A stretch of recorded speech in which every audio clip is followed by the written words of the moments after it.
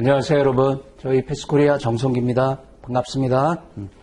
자, 투자 설계 2파트 있죠? 주식, 채권, 파생.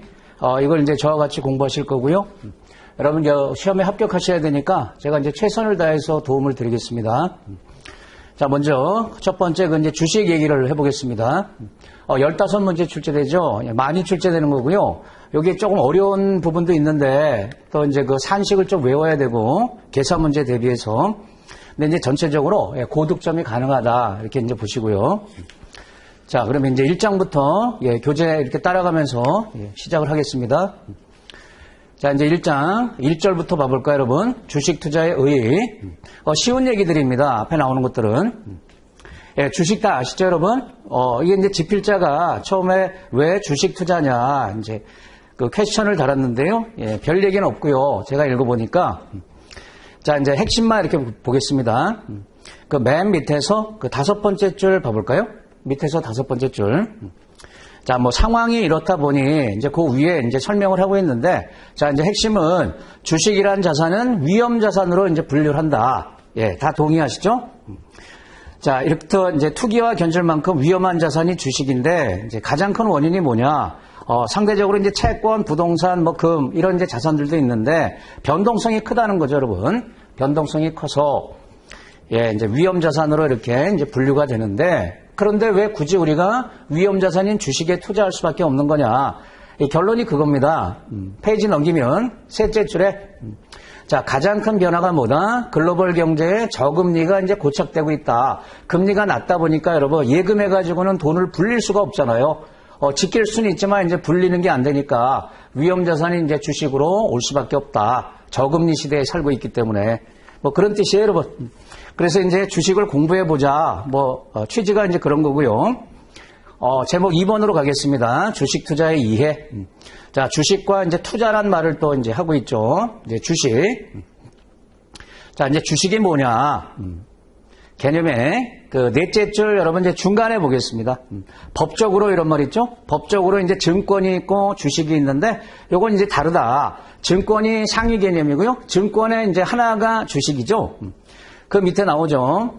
증권은 이제 유가증권을 말하는 건데 이는 주식보다 훨씬 포괄적인 의미를 갖고 있다. 그러니까 주식이 증권에 포함된다. 이런 뜻입니다. 그럼 유가증권이라는 건 뭐냐? 재산적 권리를 나타내는 이제 증권이다. 그걸 줄여서 유가라는 말을 빼고 가치가 있다는 거죠. 증권 이렇게 이제 표현을 하는데 우측에 표를 보겠습니다. 이제 증권도 크게 이제 세 가지가 있죠, 여러분. 화폐증권, 상품증권, 자본증권. 화폐증권이라는 것은 이제 화폐 대신 우리 현금 있지 않습니까? 현금 대신 사용하는 증권. 그래서 수표나 어음, 그것을 말하는 거고요. 그 다음 은행이라는 건 예금 이런 거 떠올리면 되겠죠.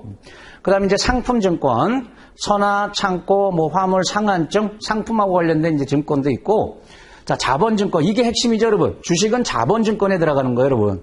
자본이라는 게 뭐예요, 여러분? 기업이 자금을 조달하기 위해서 주식이나 채권을 발행한다는 거죠. 자본 성격을 갖고 있는 이제 증권이다. 거기에 주식, 채권, 수익증권, 이제 펀드 아니겠어요? 파생증권, 이와 같은 것들이 있다. 그러니까 이제 주식은 자본증권에 해당한다. 이런 뜻이고요.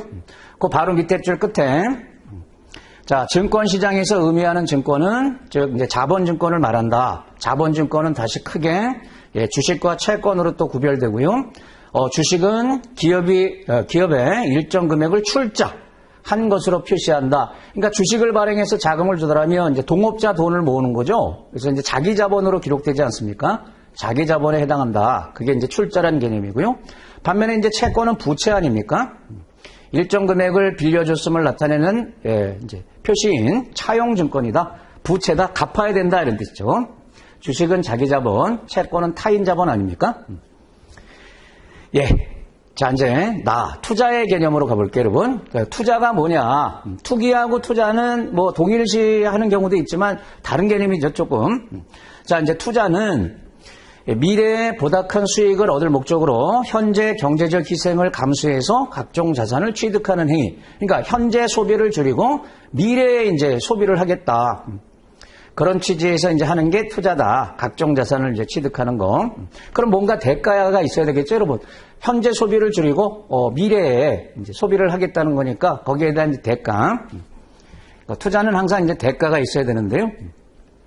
자, 우리가 이제 일반적으로 이제 투자 자산들이 있지 않습니까? 그 자산들을 이제 선택을 할 때 그 밑에 달라 둘째 줄을 봐볼게요. 자, 일반적으로 수익성, 안정성, 유동성, 이 세 가지를 고려해서 이제 투자를 한다.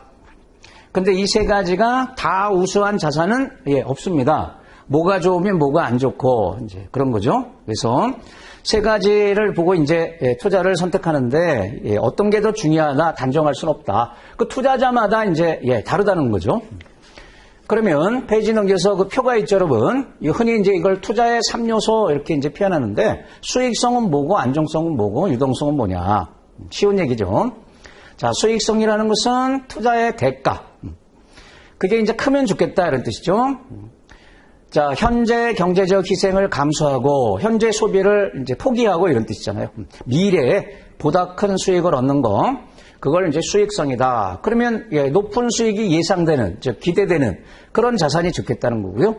자, 안정성은 이제 위험하냐 그렇지 않냐 이제 그런 뜻이죠. 그럼 안정성 측면에서는 주식이 제일 떨어지잖아요, 여러분. 채권이나 다른 자산에 비해서. 즉 첫째 줄에 그 미래 수익에 대한 불확실 정도, 이걸 이제 안정성이라고 얘기한다. 그럼 안정성에 초점 맞춰서 투자를 할 때는 이제 주식을 배제를 해야 되겠죠, 여러분. 채권이나 예금 이런 걸 선택해야 되지 않겠습니까? 그다음 이제 유동성은 이제 현금화 가능 정도. 쉽게 현금화할 수 있냐, 이제 그게 유동성이죠, 여러분. 자, 그럼 이제 세 가지 투자의 3요소라고 이렇게 표현하고요. 자, 이제 2-2로 가서, 자, 이제 본격적으로 이제 주식 얘기를 쭉 할 텐데, 주식 투자의 수익 요인, 별표 치겠습니다, 여러분.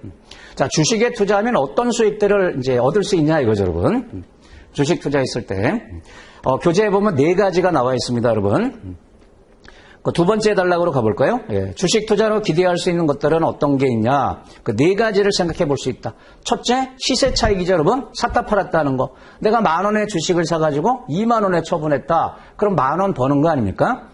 그게 시세 차익이죠. 그리고 그 밑에 줄 끝에 둘째, 배당 수익. 주식은 배당을 주지 않습니까? 채권이나 예금은 이제 이자를 받는데, 주식은 배당 수익도 이제 수익의 일종이다.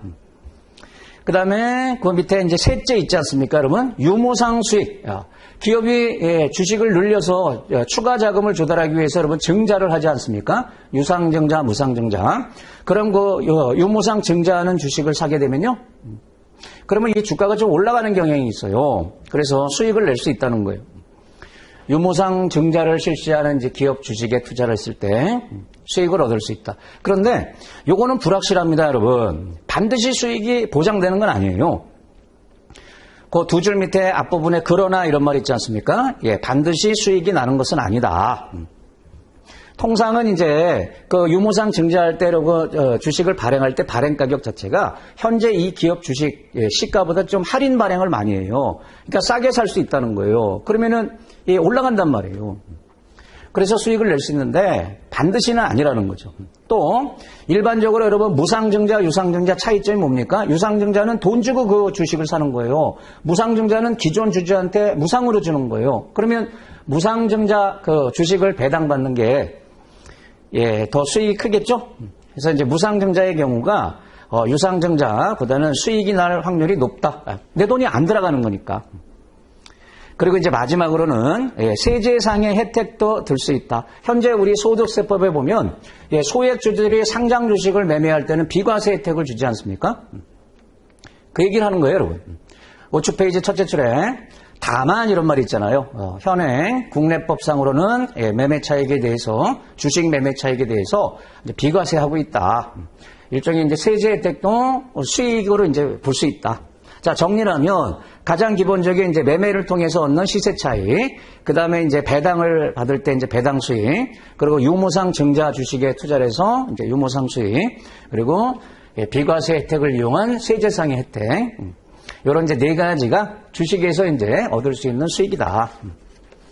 거기다 이제 엉뚱한 거 만약에 이자 수익, 이러면 이제 해당이 안 되겠죠, 여러분. 이자를 주식에서는 받는 게 아니니까. 자, 2절 가겠습니다. 주식 가격의 결정. 시장에서 이제 주가가 여러분 형성돼서 올랐다 내렸다 할 거 아닙니까? 근데 이제 주가는 뭐에 의해서 이제 영향을 받는 거냐? 결정 요인. 주가 형성의 이제 결정 요인. 자, 그 밑에 표에 여러분 요약이 잘 돼 있으니까 일단 표를 체크하겠습니다. 좀 외우셔야 되는데 일단 주가는 여러 가지에 의해서 이제 영향을 받겠죠, 여러분. 채권하고 주식은 좀 다릅니다, 여러분. 채권은 주로 이제 이자율에 따라서 반대 방향으로 가격이 결정되는데요. 주가는 여러 가지의 영향을 받아요. 그래서 크게 이제 기업 내적 요인, 기업 외부 요인, 기업 내부 요인도 양적, 질적. 여러분 양적이라는 건 이제 수치로 보는 거고요. 질적은 이제 계량화하기 이제 어려운 부분이죠. 그럼 이제 양적 요인은 뭐예요, 여러분? 회사 실적이죠. 예를 들면 수익 가치, 또 자산 가치, 뭐 이런 것들입니다. 성장성, 이제 성장 가치, 배당 성향, 재무제표에 관련된 사항, 이런 것들이 좋으면 주가는 올라가지 않습니까? 이게 이제 그 양적 요인이 되고요. 그럼 질적 요인은 대표적인 게 뭐다? 경영자가 누구냐, 이게. 경영자의 자질. CEO도 여러분 굉장히 중요하죠. 그 회사 이제 오너가 누군지. 경영자 또는 노사관계, 연구개발 능력, 기술 수준, 주주 현황 이런 것들. 그러니까 여러분 이제 시험을 어떻게 예상할 수 있어요, 여러분? 이걸 섞어놨을 때 양적 요인, 질적 요인 이제 나누면 되겠죠. 또 이제 기업 외적 요인도 영향을 주는데 이제 시장 내부의 요인, 주식 시장 얘기하는 겁니다. 내적 요인, 외적 요인 또 이렇게 나눠서 내적 요인 가장 핵심 뭐예요? 수급이에요, 수급. 수요와 공급. 결국 여러분 주가라는 것은 사는 사람 많으면 올라가겠죠. 파는 사람 많으면 떨어질 거고. 수급, 그게 이제 내적 요인의 핵심이고, 그 밖에 기관 투자자 또는 뭐 외국인의 동향, 시장 규제, 투자자의 심리, 제도적 요인, 이런 게 이제 내적 요인이고, 그러면 시장 또 외적 요인은 뭐예요? 경제 상황이에요, 여러분. 경제 상황. 경제 상황이 이제 주가에 영향을 준다. 경기 변동, 물가 이자율, 환율, 뭐 정치 사회적 변화 등등. 자, 이렇게 이제 네 가지로 이렇게 그룹을 나눴는데, 요거 이제 분류만 할 수 있으면 되겠습니다. 그게 이제 시험에 이제 대비하는 방법이다. 참고로 여러분 우측에 그 1-2 외적 요인 있지 않습니까? 거기서 자, 이게 여러분 시험용으로 꼭 정답은 아니지만 여러분 여러 가지가 주식에 영향 주는데 가장 중요한 게 뭐겠냐요, 여러분? 주가에 가장 영향을 많이 주는 가장 중요한 게 뭐겠냐? 이거는 사람마다 다를 수 있어요.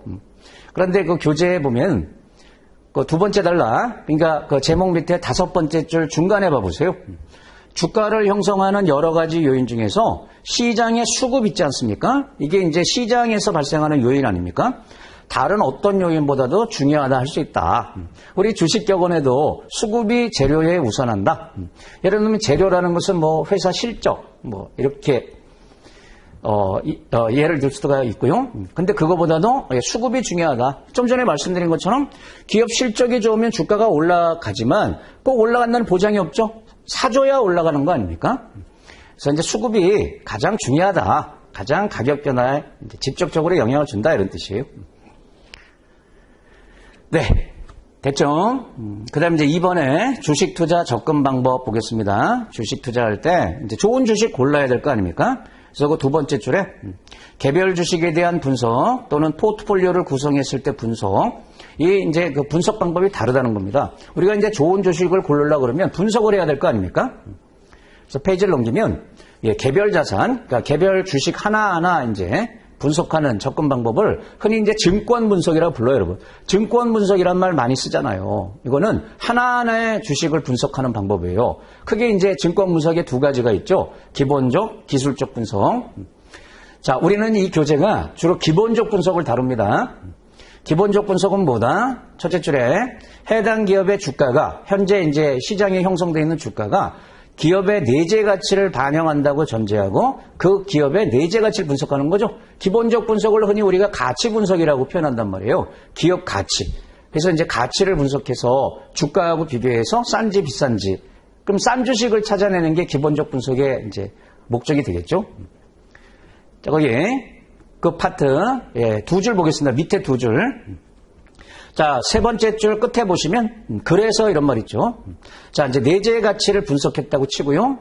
내재의 가치가 시장 가치에 비해서 낮게 형성돼 있으면 산다 판다? 이 주식을. 시장 가치가 지금 낮게 형성돼 있으면 내재 가치가 높은 거잖아요. 그러면 시장의 주가가 내재 가치로 이제 올라간다는 거죠. 내재 가치가 낮게 형성돼 있으면 그랬죠? 시장 가격보다 내재 가치가 적으면 그러면 주가가 지금 비싼 거니까 떨어질 거다. 내재 가치로 수렴하니까 떨어질 거다. 그러니까 매도. 저처럼 실수하시면 안 되고요. 그러면 매도를 해야 되고 반대로 내재 가치가 시장 가치에 비해서 높게 형성돼 있다. 그러면 지금 시장 가치, 그러니까 이게 주가입니다. 시장 가치가 주가고 이게 싼 거니까 사야 된다. 우리가 이제 주식을 사고 파는 것은 시장 가치로 사고 파는 거죠. 그게 이제 시가. 내재 가치는 이제 적정 가격을 말하는 거고요. 적정 가치. 그 판단 되시죠? 자, 그 다음에 이제 기술적 분석은 이제 차트 보는 거 아닙니까? 첫째 줄에 과거 증권 가격, 거래량의 추세, 변동 패턴에 관한 역사적 정보를 이용해서 거창하게 설명하고 있어요. 미래 증권 가격의 움직임을 예측하는 분석 기법. 근데 이제 뭘 통해서 두 줄 밑에 끝에 차트 있죠, 여러분? 차트를 보는 게 기술적 분석 아닙니까? 이 차트를 보면 이 주식이 앞으로 올라갈지 떨어질지 이제 분석이 된다. 그래서 이 기술적 분석, 차트를 보는 것은 매매 신호를 포착하려고 하는 거예요. 그 마지막 줄에 있죠. 매매 시점을 포착하는 걸 목적으로 한다. 그러니까 기본적 분석이 저평가된 주식을 찾아내는 걸 목적으로 한다 그러면 얘는 매매 시점, 매수 신호인지 매도 신호인지 차트를 보고. 그런데 이제 기술적 분석은 더 이상 다루지 않아요. 기본적 분석 관점에서 우리가 이제 공부를 하는 거예요. 자, 요 두 가지를 증권 분석이라고 하는데 이거는 하나하나의 주식을 분석할 때 사용하는 거단 말이에요. 그런데 우리 이제 포트폴리오 형태로 운영할 거 아닙니까? 포트폴리오 분석법은 좀 다르다는 겁니다. 포트폴리오는 결합이 돼 있잖아요. 그래서 이제 상관관계가 또 영향을 주지 않습니까? 즉, 둘째 줄 보면 그 앞부분에 두 개 이상의 복수 증권과 결합 관계에서 투자 가치를 평가하고 선택하는 방법. 여러 개 이제 복수 증권이 들어가 있으니까 거기 결합 관계를 통해서 투자 가치를 평가하는 방법. 이걸 갖다가 포트폴리오 분석법. 그래서 우측 페이지의 첫째 줄. 포트폴리오 분석의 초점은 증권 분석하고 다르다는 겁니다. 개별 분석하는 거하고 다르다는 거예요. 개별 자산. 첫째, 얘는 초점이 뭐다? 첫째, 가장 바람직한 증권의 결합을 찾는 거다. 어떻게 포트폴리오를 만드는 게 가장 바람직하냐. 역시 바람직하다는 건 뭐예요? 위험을 줄이고 수익은 높이고. 어떻게 그렇게 결합할 수 있냐. 두 번째는 특히 여러분 포트폴리오를 만드는 이유는 수익을 높이려고 하는 게 아니고 위험을 낮추려고 하는 거 아닙니까? 똑같은 기대 수익률을 유지하면서 위험을 낮추는 게 분산 투자니까 투자 위험을 관리하는 게 초점이다 이거예요. 좀 차이가 있죠. 넘어갑니다. 자, 이제 3절에 주식시장 이해 보겠습니다. 주식시장 이해. 자, 주식시장이란. 여러분, 우리가, 이제 금융시장이 제일 꼭지점에 있는 이제 상위 개념의 시장이고요. 금융시장 안에 주식시장, 증권시장도 있고, 뭐, 다양한 시장이 있지 않습니까? 그 중에 이제, 금융시장부터 이제 얘기를 해보겠습니다. 거기, 그러니까 중간 단락에 이렇게 보면, 금융시장은 이런 말이 있죠. 거기 두 줄 밑에 바로 볼게요, 여러분. 금융시장은 금융거래가 중개기관을 거치냐, 거치지 않냐, 이렇게. 거기에 따라서 직접금융, 간접금융, 이렇게 또 구분을 해요, 여러분. 직접금융시장, 또는 간접금융시장. 그러니까 중개기관, 은행과 같은 중개기관이 직접 개입하냐, 안 하냐, 이제 이런 뜻인데. 자, 그 밑에 직접금융은 뭐다? 자금의 수요자, 기업이나 정부가 되겠죠? 얘네들이 자기의 신용과 책임하에, 직접 책임하에 이런 뜻이죠. 주식이나 채권을 발행해서 자금을 직접 조달하는 거, 그걸 직접금융이라고 불러요. 그러니까 여러분 주식이나 채권은 직접금융에 해당하는 거예요. 직접금융. 반면에 간접금융보다 은행과 같은 금융중개기관이 자신의 책임과 계산으로 자금 수요자에게 융통해 주는 거다. 그러니까 여러분 은행이 취급하는 예금 대출 있잖아요. 예금 대출은 간접금융에 해당하는 상품이에요. 그러니까 은행이 고객으로부터 예금을 자기 책임하에 받아서 기업한테 또 자기 책임으로 대출을 하고 회수하는 거 아닙니까? 근데 주식 채권은 다르다. 회사가 주식 채권을 발행할 때 물론 증권회사가 그 발행기관이 돼갖고 그 중간 연결시켜주는 역할을 하지만 증권회사가 자기 책임으로 뭔가 하는 건 없다. 그래서 이제 직접금융이다. 자, 결론이 그 밑에 나와 있죠, 여러분. 증권시장은 금융시장 중에서 직접금융에 속한다. 그러니까 주식이나 채권이 거래되는 시장을 우리가 이제 증권시장이다. 이제 그렇게 표현하는데 얘는 직접금융시장에 해당한다. 이런 뜻이에요. 그 말은 좀 기억해 놓으시고요. 간접금융이 아니고 직접금융. 자, 우측에 여러분 그 그림이 있지 않습니까? 이것도 똑같은 얘기입니다, 여러분. 흑자주체, 적자주체. 흑자주체, 그럼 뭐요? 돈이 지금 여윳돈이 있으니까 자금의 공급자라고 봐야 되겠죠? 적자주체, 이쪽이 기업이 되겠죠? 기업이나 정부, 자금 조달하려는 수요자, 자금 수요자.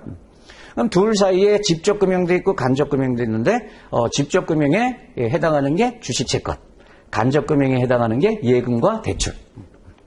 그렇게 보시고요. 자, 이제 그 밑에 1-2에 이제 주식시장의 구조.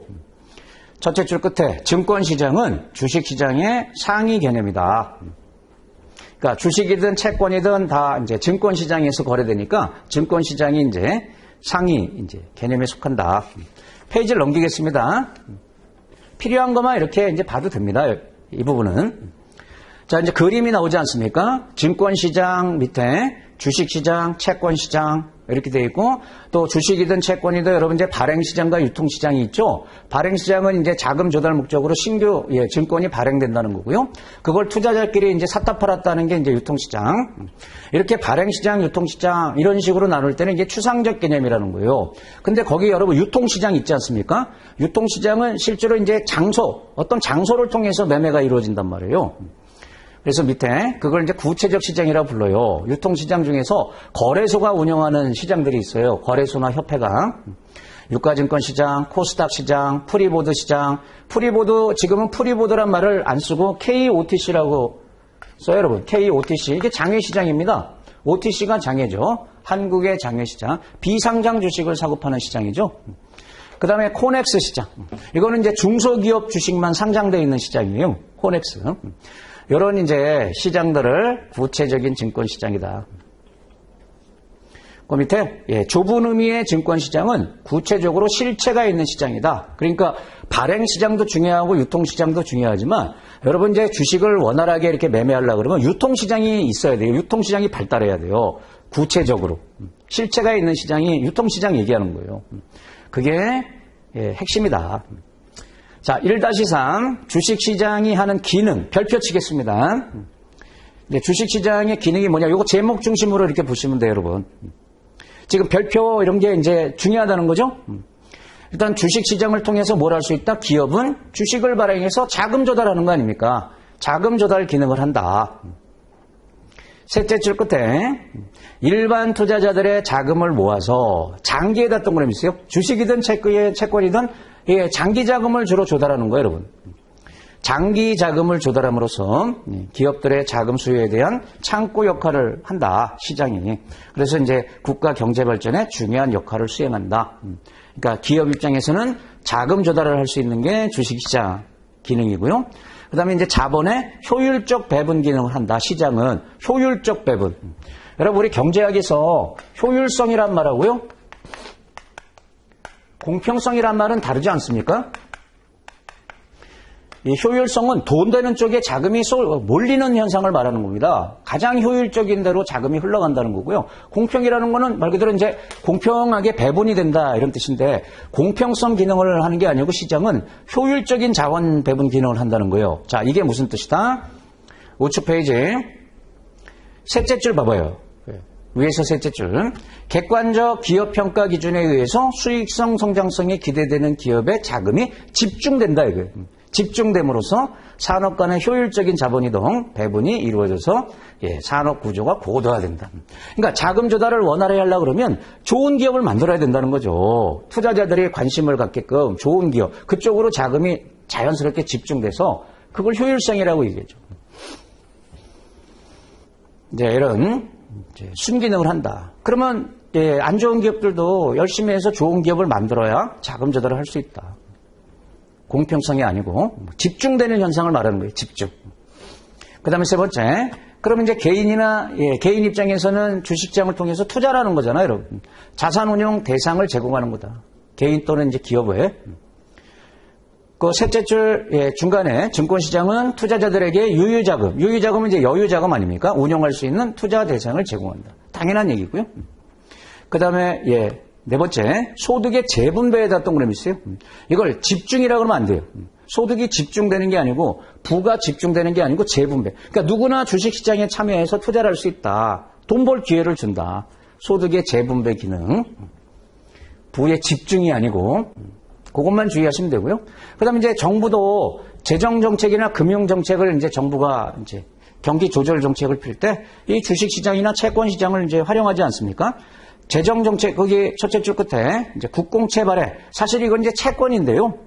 그게 이제 증권 시장이니까 교재가 이제 설명을 하고 있어요. 국공채 발행. 이거는 이제 재정 정책을 이제 집행할 때 경우에 따라 이제 국채, 공채 이런 거 발행하는 거죠. 재정 정책과 관련돼 있는 거고, 그 밑에 공개시장 조작이란 말이 있잖아요. 이거는 금융 정책이죠. 한국은행이 피는 시중의 통화량 조절한다, 금리를 조절한다 할 때 공개시장 조작을 통해서 하는데 이제 금융 정책이에요. 이런 재정 정책이나 금융 정책 이거를 시행할 때 이제 시장을 활용한다는 거죠. 정부도. 이런 5가지의 제목, 이게 이제 주식시장의 기능이다. 어려울 게 없습니다. 그렇죠? 그러니까 재분배를 집중 이렇게 이제 바꾸는 거, 효율성 관련해서 효율성 자체는 오히려 집중을 말하는 겁니다. 이게 분산이 아니고 집중. 모든 기업한테 시장에서 자금이 골고루 분배됨으로써 좋은 기능을 한다. 그게 아니라는 거예요. 1등한테 다 간다. 그러니까 다 1등을 만들어야 된다. 자, 이제 그러면 이번에 발행시장 보겠습니다. 발행시장, 유통시장 이렇게 이제 또 분류를 할 때 발행시장의 의의 첫째 줄에 자금 수요자의 이제 기업이나 국가가 증권 발행의 주체가 돼서 자금 공급자인 투자자에게 증권을 매각함으로써 장기 자본을 조달하는 시장. 괜히 읽었죠, 여러분? 그러니까 이제 자금을 필요로 하는 주체는 기업이나 정부다. 그럼 이제 투자자가 거기다가 돈을 댈 때 얘네들이 이제 증권을 발행하는 게 그게 이제 발행시장이다. 그래서 새로운 증권이 최초로 발행된다. 발행시장에서. 그래서 최초로 발행되는 시장이다. 그래서 그 밑에 1차 시장, 본원적 시장. 그러니까 발행시장을 1차 시장이다. 이렇게 이제 표현하죠. 영어로 하면 이제 프라이머리 마켓이에요. 페이지 넘겨서 발행시장의 주요 기능, 그 4가지가 나오죠, 여러분. 발행시장이 하나, 여러분, 핵심적인 기능은 뭐냐면 첫 번째 거예요, 여러분. 자금 조달 기능이에요, 여러분. 자금을 조달하기 위해서 증권을 발행해야 될 거 아닙니까? 발행자가. 그래서 이제 투자자한테 팔아야 되는데 핵심이 자금 조달 기능이죠.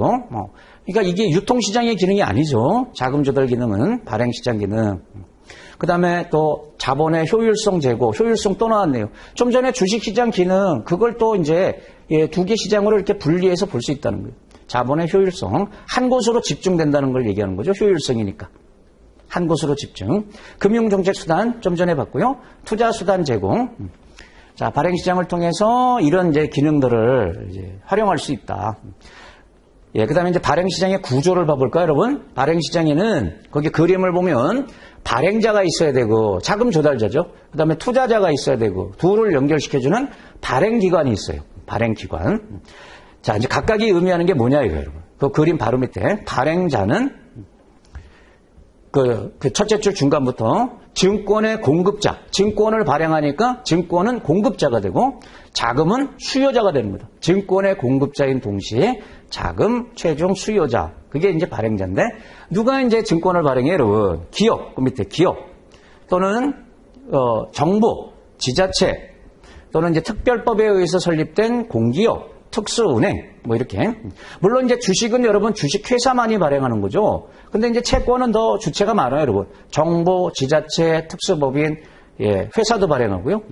얘네들이 이제 발행자가 되는 거고. 그럼 이제 투자자는 뭘 말하는 거냐? 그럼 뒤집으면 되죠, 여러분. 첫째 줄 끝에 유가증권을 취득한다. 그러니까 증권의 수요자고, 그 밑에 자금은 공급자가 되는 거다. 자금의 공급자 역할을 한다.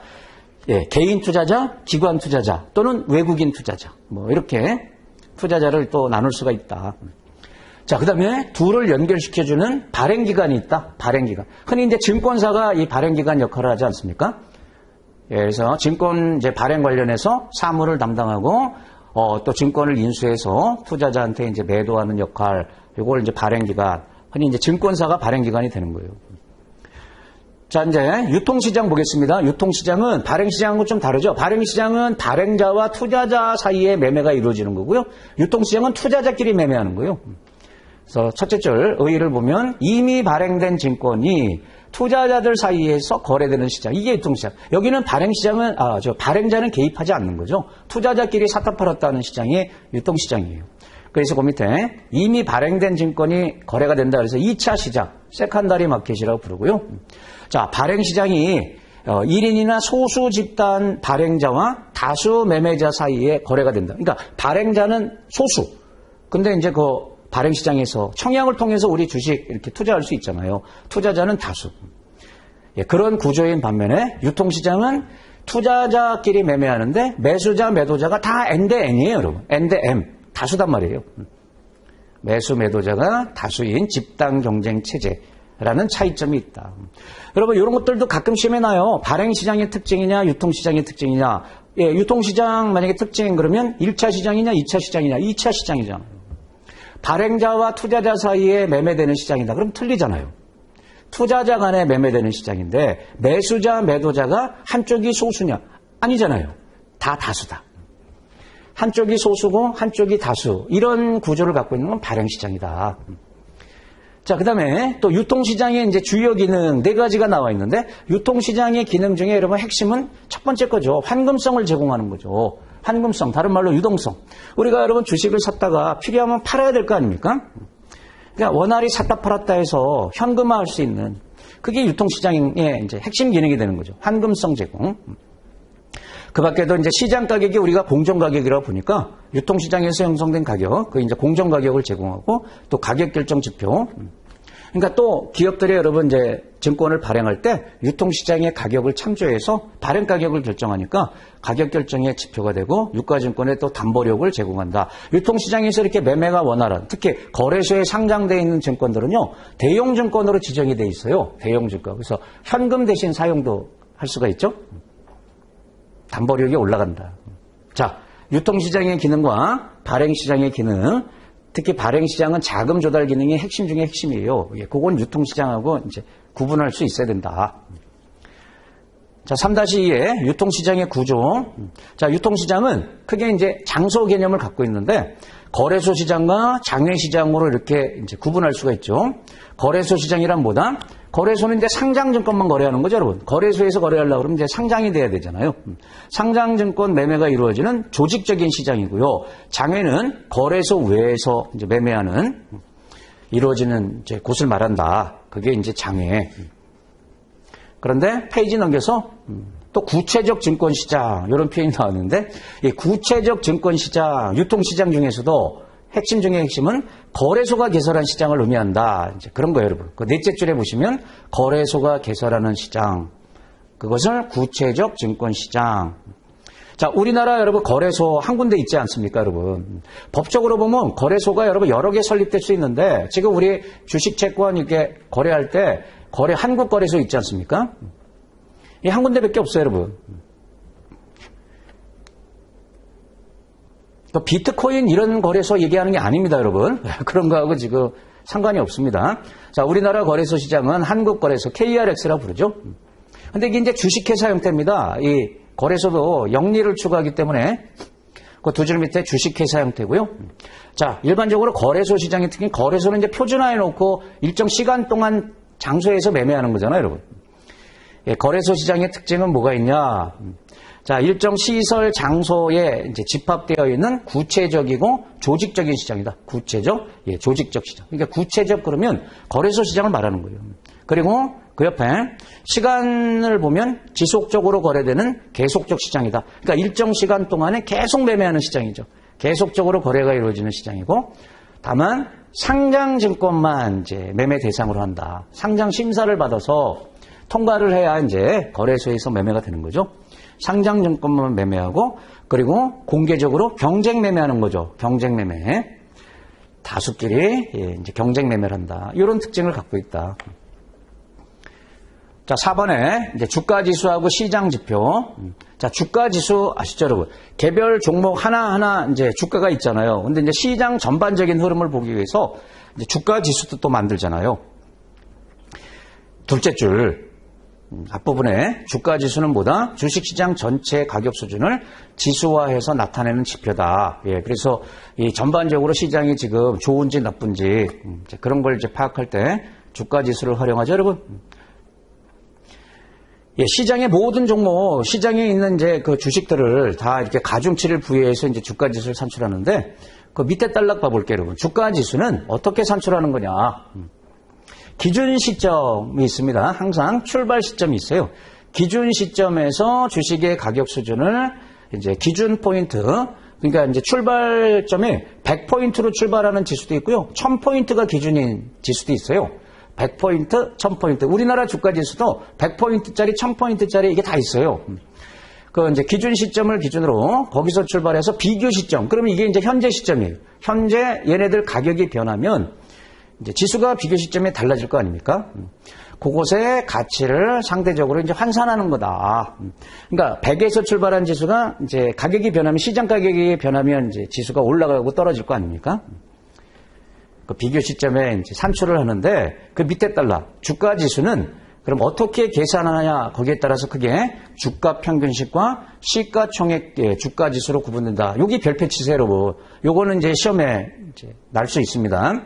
주가 평균식이라는 건 뭐냐면요, 가격만 가지고 지수를 산출하는 거예요. 통상 여러분 기업이 발행한 주식 수가 있잖아요. 주식 수는 고려하지 않고 가격만 이제 지수에 반영해서 이제 산출하는 거죠. 그러니까 예, 10만 원짜리가 변했다, 만 원짜리가 변했다. 이 가격으로만 가중해갖고 지수를 산출하는 게 주가 평균식이라고 불러요. 여기에 해당하는 지수가 그 밑에 미국의 다우존스 지수, 지금 미국 다우 지수 있죠, 여러분? 그리고 일본의 니케이 225. 요걸 외우세요, 여러분. 다우 지수와 일본의 니케이 225, 요 두 개가 유일한 주가 평균식이다.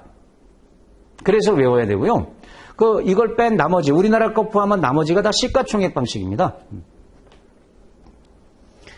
예, 그 옆에 우리나라 대부분의 주가지수는 시가총액식 주가지수다. 여러분, 시가총액이 뭐죠? 흔히 시총이라고 하지 않습니까? 시총?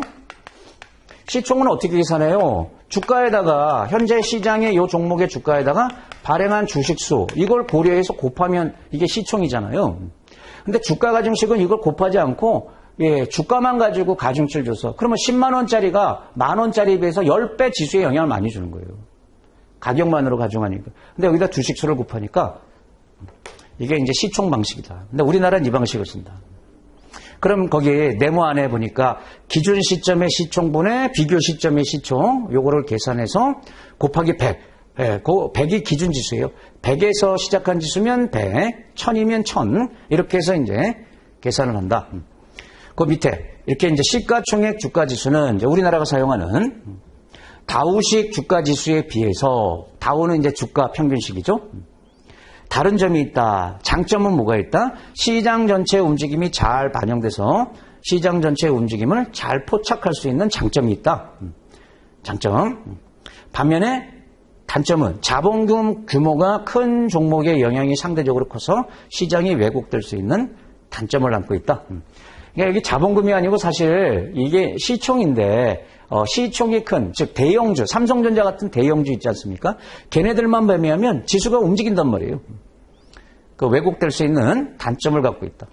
우리 교재는 여기 이렇게 설명하고 있는데 사실은 여러분 왜곡하기 더 쉬운 것은 주가 평균식입니다. 다우지수예요. 다우지수. 왜냐하면 그건 가격이 비싼 것만, 고주가 종목만 매매를 하면은 지수가 움직여요.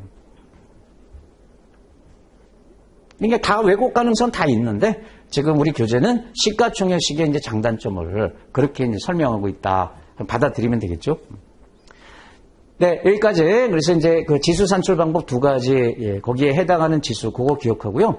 그 다음에 이제 우리나라 주가 지수 이렇게 소개가 돼 있어요. 간단하게. 여러분, 코스피 지수 아시죠? 우리 그 삼성전자 같은 데 이제 코스피 지수에 들어가는 종목이잖아요. 우리나라 종합 주가 지수라고 하죠. 종합 주가 지수. 흔히 이제 코스피 지수. 그러면 유가증권 시장의 모든 종목을 다 포함해서 이제 지수를 산출하는 거죠. 그게 코스피 지수인데, 페이지 넘겨서, 마지막 파트만 볼게요, 여러분. 나 있지 않습니까? 제목 나, 두 줄 위에. 그 중간에 보면, 80년 1월 4일, 우리 코스피 지수는 80년 1월 4일을 기준 시점으로 보고 있어요. 그리고 100에다 동그라미 쓰요. 이 코스피 지수는 기준 지수가 100이에요. 100에서 80년대 출발해서 지금 2000에서 3000 사이에 있는 거죠. 네, 100. 그거 참조하고요. 80년이냐 81년이냐 이건 시험에 내지 않겠죠, 여러분. 예, 기준이 100이다. 100포인트에서 출발한 거다. 그 다음에 여러분 KRX 100. 거기 수치가 붙은 것은 여러분 종목수 아닙니까? 100 종목을 뽑아서 만든 지수가 KRX인데 이건 어떻게? 첫째 줄에 유가증권 시장하고 코스닥 시장 요 두 시장의 대표 종목을 100개 뽑아갖고 산출하는 지수다. 예. 그것은 마지막 줄, 1000포인트에다 동그라미 있어요. 얘는 기준 지수가 1000포인트예요. 1000포인트에서 출발한 거예요. 그러니까 해석을 잘해야 돼요, 여러분. 단순히 수치가 막 지금 뭐 1500포인트다. 그러면 1000포인트짜리 지수가 있고 1500포인트 지수가 있다. 그러면 1500포인트 지수가 훨씬 좋은 거네. 그게 아니라는 거예요. 기준 지수를 봐야 된다는 거예요. 그 다음에 코스피 200. 요거는 이제 코스피 종목 중에서 200 종목 뽑아갖고 만든 지수겠죠. 둘째 줄에 보면 시가총액 일정 규모 이상의 200개. 그러니까 우량 종목을 뽑아가지고요. 만든 거예요. 이게 원래는 파생상품 거래하려고 코스피 200 선물 옵션 파생상품 거래하기 위해서 만든 지수입니다. 그런데 그것은 그 밑에 100포인트에다 동그라미세요. 100. 코스피 200 지수는 기준이 100포인트다. 에서 출발한 거다. 그 다음에 이제 코스닥 지수, 코스닥 스타 지수 뭐 이런 표현을 쓰는데 줄여서 코스타. 코스닥에 상장된 종목, 그 밑에 30 종목으로 이제 만든 지수인데 요건 또 1000포인트가 기준이에요. 그래서 코스닥 주가를 보실 때는요, 잘 봐야 돼요. 단순히 우리 유가증권 그 코스피 지수하고 수치가 좀 낮잖아요. 근데 비슷하다 이렇게 보면 안 돼요. 비슷해도 얘는 1000포인트가 기준이니까 굉장히 코스닥 시장은 지수가 많이 안 오른 겁니다. 기준 시점 대비. 예, 이렇게 1000포인트짜리가 있고 100포인트에서 출발한 게 있다. 이제 그렇게 보고요. 우측에 이제 해외 주가 지수 보겠습니다. 해외. 다우존스 나오죠, 여러분? 다우존스 지수. 우리 이제 코스피에 이제 해당하는 게 다우존스 지수인데요. 이 다우 지수는 미국은 얼마나 종목이 많겠어요? 우리보다 훨씬 종목이 많은데 정말 둘째 줄에 보면 30개라고 돼 있지 않습니까? 초우량 종목. 이 다우 30 지수라고 이렇게 표현하기도 해요. 초우량 30개 종목으로 이제 구성된 지수가 다우존스 지수고요. 그리고 얘는 주가 평균식이에요. 그 다음에 나스닥 지수. 나스닥은 기술주 또는 성장주 이런 것들이 주로 거래되는 이제 시장 아닙니까? 그 성과를 측정하는 지수다. 요걸 벤치마크해서 우리나라 이제 코스닥 지수가 나온 거고요. 코스닥 시장. 그 다음에 S&P 500 지수. 그럼 S&P에서 500 종목을 뽑아서 이제 만든 지수다. 두 개 시장을 합해가지고 NYSE가 뭐예요, 여러분? 뉴욕 증권거래소. 그리고 여기서 이제 다우 지수가 나오는 거고요. 나스닥 지수. 나스닥 시장. 요 두 개 시장에 이제 500 종목 우량 기업들을 뽑아서 만든 지수를 S&P 500 지수. 이거하고 비슷한 게 우리나라의 KRX 100 지수가 되겠죠. 그다음에 이제 세계는 이제 미국 지수 아닙니까? 그다음에 이제 니케이 225. 니케이라는 건 이제 니케이 신문사에서 225 종목을 일본 이제 주식 뽑아갖고 만든 지수다. 이것도 주가 평균식이라 했습니다. 그 다음에 이제 중국 증시. 중국은 이제 A 시장, B 시장, 본토 시장을 이렇게 나누더라. 페이지 넘기면. A 시장은 이제 중국인만 대상으로 이제 매매가 되는 시장이다. 당연히 이제 중국 돈이 위안화니까, 그 밑에 줄 끝에 위안화로 거래가 되고요. 그러니까 외국인들이 이 시장에 참여해서 매매할 수 있습니다. 다만 굉장히 제한이 있어요. 진입 장벽을 만들어 놨어요. 거기 적격 투자자, QF, II 이런 거 있지 않습니까?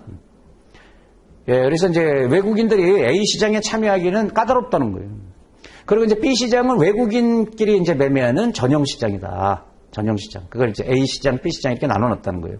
여기서는 주로 이제 달러로 거래가 되는 거예요. 미달러, 미국 달러. 지금 이제 중국으로 홍콩이 편입됐지만 여전히 이제 홍콩 항생지수 따로 거래되고 있죠. 홍콩 항생지수. 이렇게 이제 대표적인 주가 지수를 이제 소개하고 있는 거고요. 그 다음에 이제 4-4 기타 이제 시장 지표. 우리가 이제 주식에 투자할 때 여러 가지 이제 지표를 보는데 여러분 여기 별표 치겠습니다. 요거는 뒤에서 또 나옵니다. 그래서 뒤에서 또 한번 볼 거고요. 미리 한번 보겠습니다. 우리가 여러분 이제 종목을 고를 때 PBR 이런 걸 보고 이제 싸다 비싸다 판단한단 말이에요. 저평가되어 있냐 고평가되어 있나 주가가 그런 걸 판단할 때 퍼라는 거 여러분 잘 아시죠? PER 또는 퍼 우리말로 주가 수익 비율 프라이스 어닝 그러니까 프라이스가 주가죠. 예, 주가와 어닝 이익을 비교한 비율이다 이런 뜻이죠. 자, 여기 박스에 퍼는 어떻게 계산한다? 예, P를 2로 나누는 거죠. 예, 분자가 주가고 EPS, 주당 순이익 아닙니까? 나눠서 예, 몇 배 정도 지금 되고 있는지 주가가 EPS에 비해서 몇 배 정도 이렇게 거래되고 있냐 그걸 보는 거다. 그래서 제목 밑에 첫째 줄 끝에 퍼의 크기에 따라서 해당 기업의 내재 가치가 저평가됐는지 고평가됐는지 판단할 수 있다. 예, 이럴 때 이제 퍼를 보는데 퍼는 절대 기준이 아니고 상대적 거기다 동그라미 있어요, 여러분. 상대평가하는 지표예요, 여러분.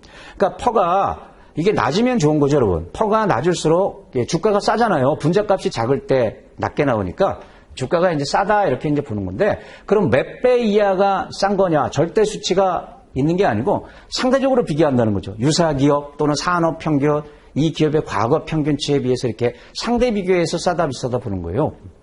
PBR도 마찬가지예요. 근데 PBR은 주가 순자산 비율, 프라이스하고 북밸류, 자산 가치를 비교한 이제 비율이에요. 그래서 주가를 주당 순자산, 주가가 한 주의 시세니까 순자산을 이제 주식수로 나눠서 주당 순자산을 이제 측정한 다음에 그 두 개를 분모 분자로 보는 거다.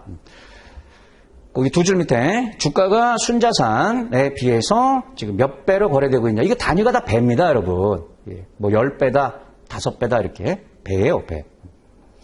측정하고 있는 지표. 그러면 이제 PBR입니다. 또는 주가 순자산 비율. 근데 이것도 어떻게 해석하는 거냐.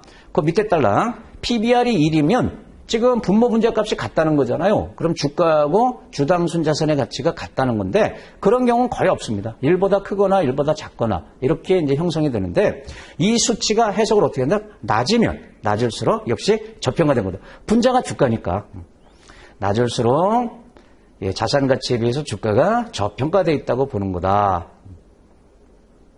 그래서 이제 PBR이 1 미만이면 예, 이제 예, 싸다고 볼 수 있다. 주가가 싸다고 이렇게 해석을 그렇게 하는 거죠. 주가가 장부상의 순자산 가치 예, 그거에 못 미친다는 뜻이다. 그렇게 해석하는 거죠. 1보다 클 때 이렇게 해석하냐, 작을 때 이렇게 해석하냐. 예, 그런 것들 이해해 놓으면 되지 않습니까? 예, 요건 이제 뒤에서 예, 다시 한번 볼 거고요. 예, 마찬가지로 이제 배당 수익률도 있잖아요. 기업이 여러분 배당을 줄 때가 있잖아요. 그러면 이제 배당 수익률 이런 걸 보고 또 이제 투자할지 말지 이제 참조하면 되는데 배당 수익률은 어떻게 계산한다? 기업이 지급하는 주당 배당금, 한 주당 배당금을 주가로 나눠서 퍼센트로 보는 거예요, 여러분. 주당 배당금이 만약에 1,000원인데 이 회사 주식이 지금 10,000원에 거래되고 있다. 그럼 10,000원짜리 주식을 사서 1,000원 배당을 받으니까 10%다. 이렇게 배당 수익률을 이제 예, 계산할 수 있다. 자, 하나가 더 있죠, 여러분. 상장 주식 회전율. 예, 시장이 활발하게 이렇게 거래가 되면 회전율이 높은 거 아닙니까?